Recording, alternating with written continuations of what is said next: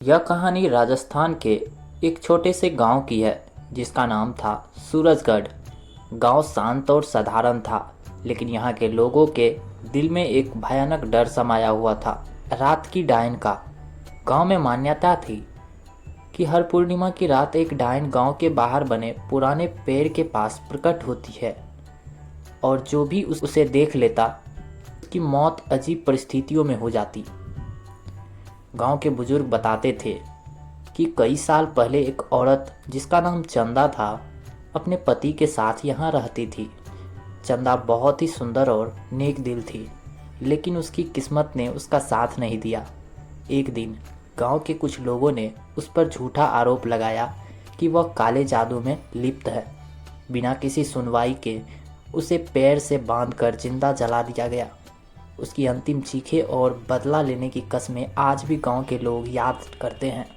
उसके मरने के बाद से ही हर पूर्णिमा की रात उस पुराने पैर के पास अजीब घटनाएं घटने लगी।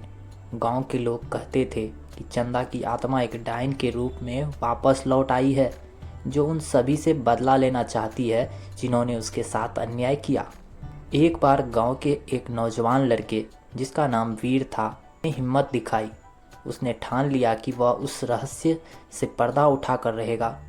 पूर्णिमा की रात वह उस पुराने पैर के पास गया। चारों ओर सन्नाटा था और अचानक एक ठंडी हवा का झोंका आया। वीर ने देखा कि पैर के नीचे एक धुंधली आकृति प्रकट हो रही थी। उसकी आंखों में जलन और दर्द था, परंतु उसने हिम्मत नहीं हारी।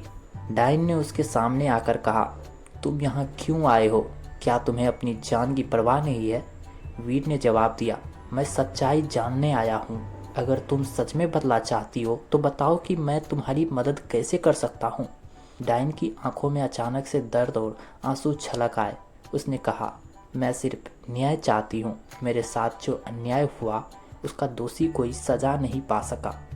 मुझे चैन नहीं मिलता और जब तक मैं बदला नहीं ले लेती मैं इस जगह से मुक्त नहीं हो सकती। वीर ने उसकी कहानी सुनी और गांव वालों के सामने चंदा के साथ हुए अन्याय का पर्दाफाश किया। गांव के लोग अपने किए पर शर्मिंदा हुए और चंदा की आत्मा के लिए प्रार्थना की। दिन के बाद से चंदा की आत्मा को शांति मिल गई और गांव में कभी भी रात की डायन नहीं दिखाई दी। सूरजगढ़ एक बार फिर से शांत और खुशहाल हो गया, लेकिन गांव के लोग कभी भी उस पैर के पास रात में जाने की हिम्मत नहीं कर पाए।